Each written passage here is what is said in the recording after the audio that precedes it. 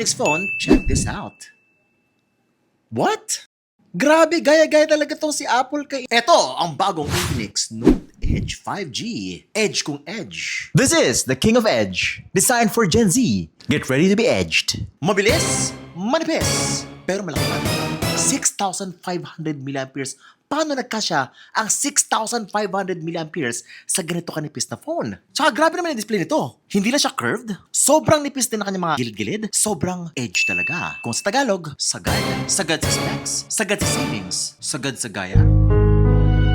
Tapos, ang sabi ng Infinix, meron siyang 3 years of full OS updates and 5 years of patch updates. Naka JBL speakers pa. Bongga pa yung design. May silk texture. Umiilaw pa yung likod. Meron siya parang halo lighting dito. Tapos yung performance, oh my God. Almost 800,000 points. And guess what? 5G na po siya. Wala talaga. Sagad na sagad.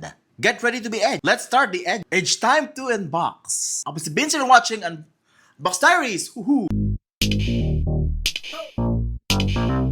By the way, mura lang daw to. Wait lang. Rewind. In 3, 2, and...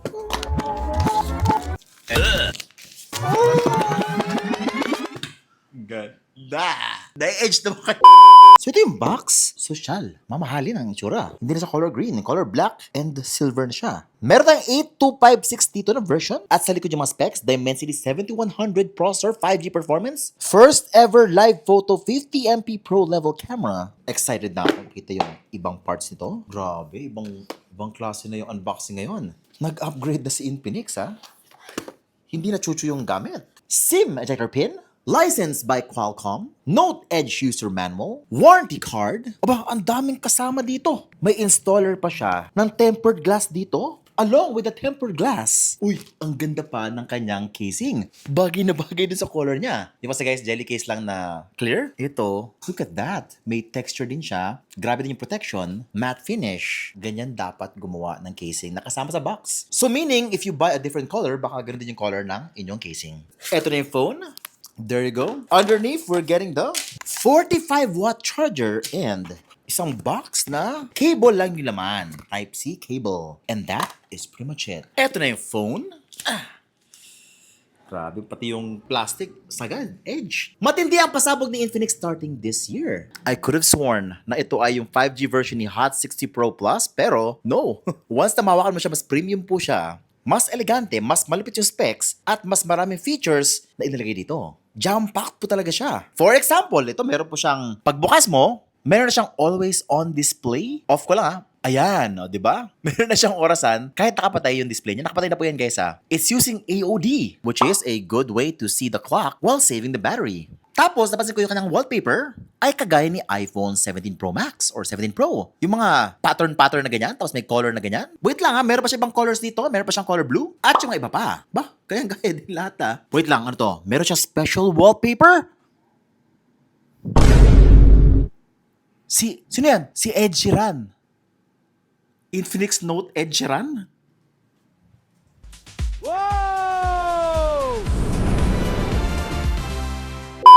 Infinix Note Ed Sheeran?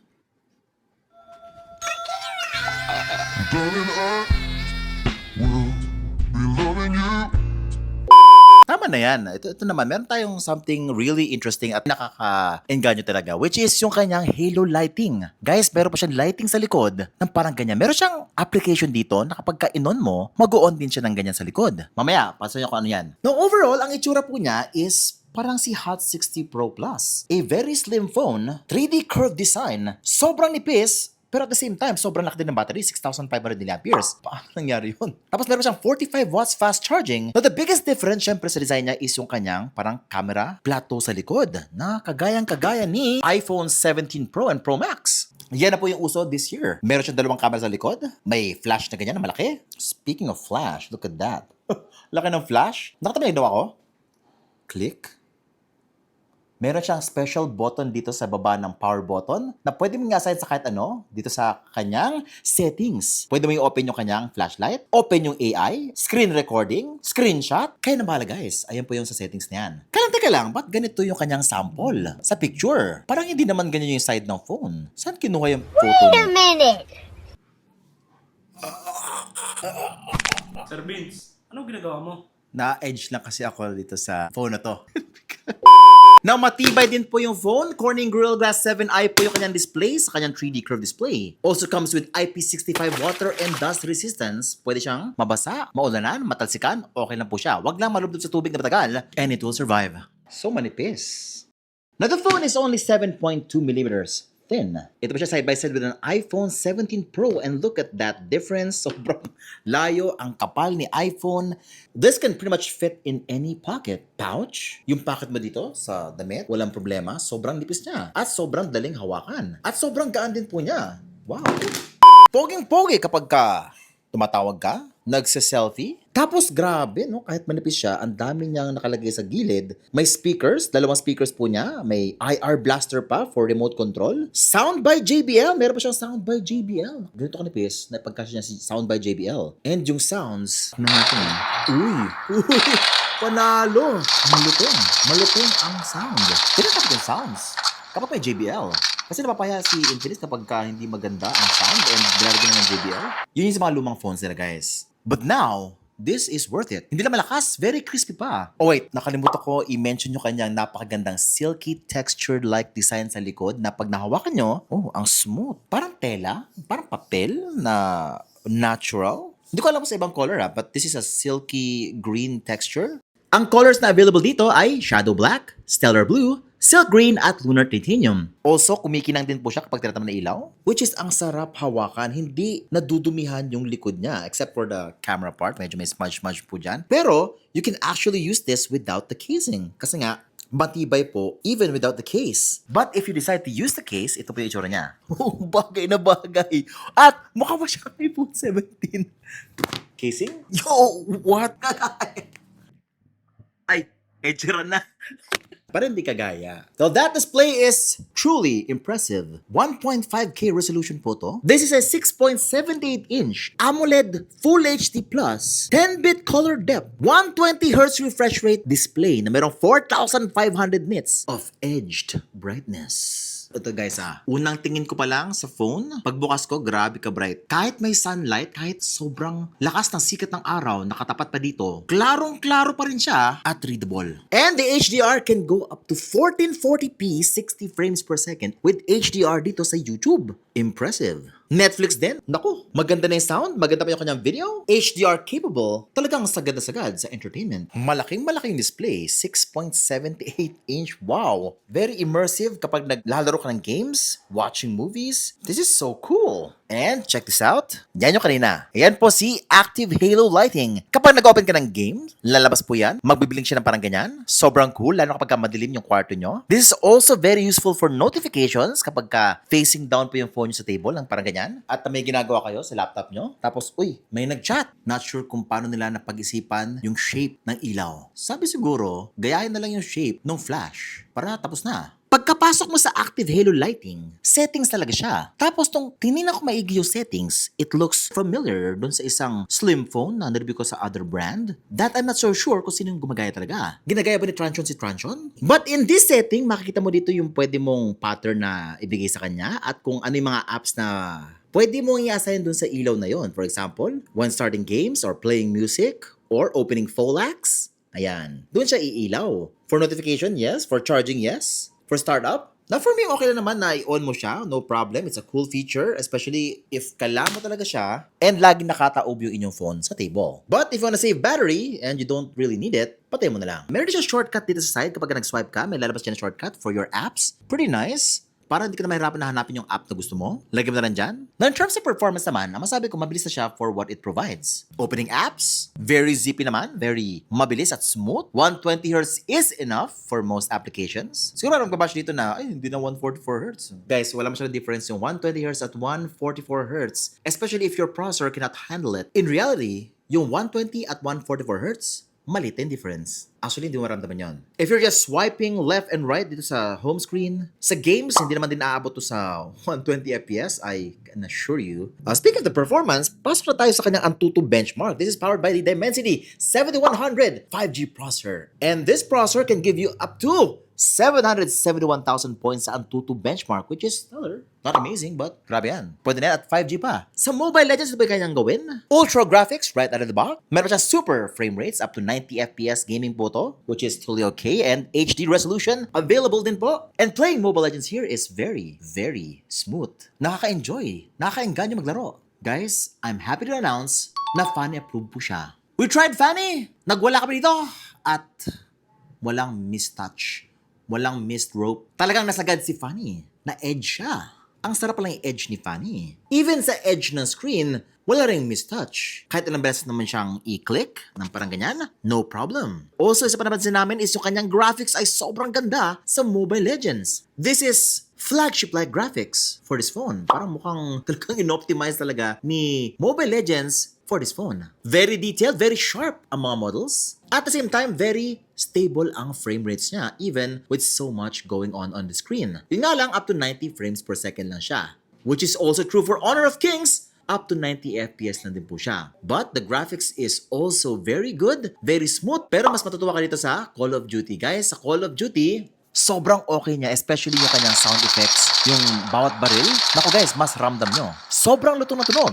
Nakaka-edge talaga. Very accurate and responsive naman yung kanyang gyroscope. Hindi nagmimintis. Also, kahit multiple fingers on the screen at the same time, walang problema din. At yung graphics, very high graphics. Max frame rates, walang problema. Yun nga lang, hindi siya maabot ng 90 frames per second or 120 FPS. If that's what you're looking for, may mga gaming phone out there na mas okay para doon. Genshin Impact! Ayun. Na-try ko siya medium graphics. Kaya po niya medium graphics. Pero madalas guys, low graphics po at 60 FPS. Ayan, para very smooth yung gameplay. Yes, kinakaya po niya. Walang problema sa low graphics. Kapag kami boss na, medyo mag-frame drops na konti but still very much playable. Yun lang guys, no, napansin ko, medyo umiinit na siya na konti. Nag-warm po siya. Lalo kapag sagad na siya. Sa Mobile Legends, na-feel ko rin yun na umiinit po siya. At sa HOK, sa Call of Duty, naramdaman ko siya dito sa part na to. And it looks like it's a limitation of yung sa design ng body. Simply because there's not so much airflow that's going around with a very slim body. Wala na marinig na fan inside. So, yun lang. Ingat lang kayo guys.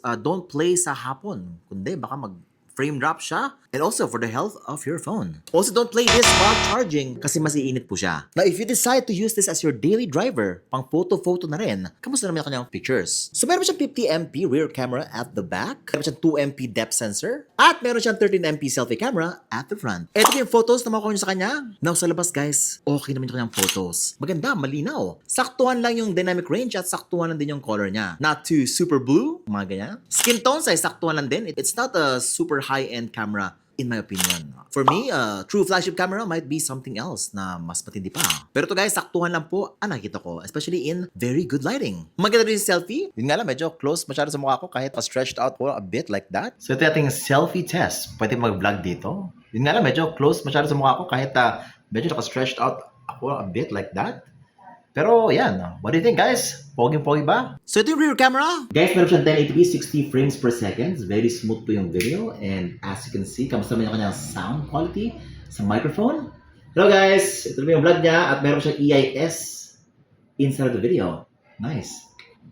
Yun nga lang guys, kapag low light na, napansin namin na medyo nahirapan na po siya. Nawawala yung kanyang contrast. Yung kulay niya not as warm, not as full kapag low light na. Kaya if nag-picture ka na sa low light, kailangan talaga ng ilaw. Meron din siyang live photo feature for further capturing special moments within every picture you take.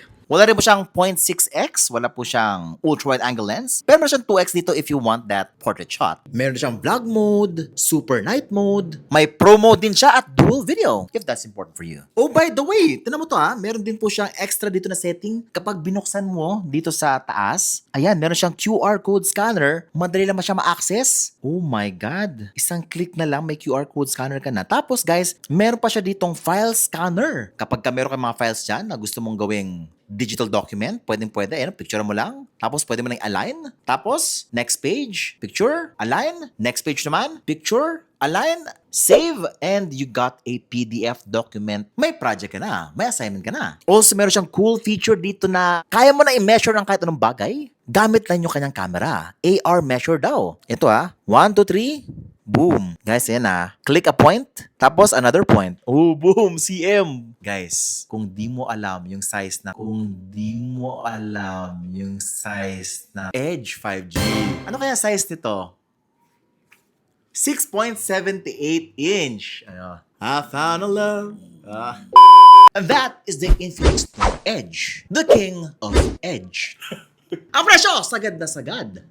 14,999 pesos lang po siya. 8256 yan. Pero pwede mo na ito makuha ng mas mura sa TikTok Shop for only 12,999 pesos. It also comes with a free XE26 earbuds. Exclusive lang to sa TikTok Shop. Pero sa Shopee, Lazada, and Infinix official website, you can get it for only 13,999 pesos with a free exclusive Infinix insulated tumbler. Also, by the way, if you want to win a trip to Chongqing, China, or Infinix GT Book, or concert tickets, join us at the King of Edge promo ni Infinix. This runs from February 11 to March 8, 2026. There will be 3 winners of a trip to Chongqing. 2 packs pa. 9 winners of Infinix GT Book laptop, and 15 winners of 17 new tour concert ticket. Paano sumali? Step 1, purchase an eligible model. Buy any Infinix Note Edge from official partner e-commerce platforms or authorized retail stores. Step 2, register via QR code.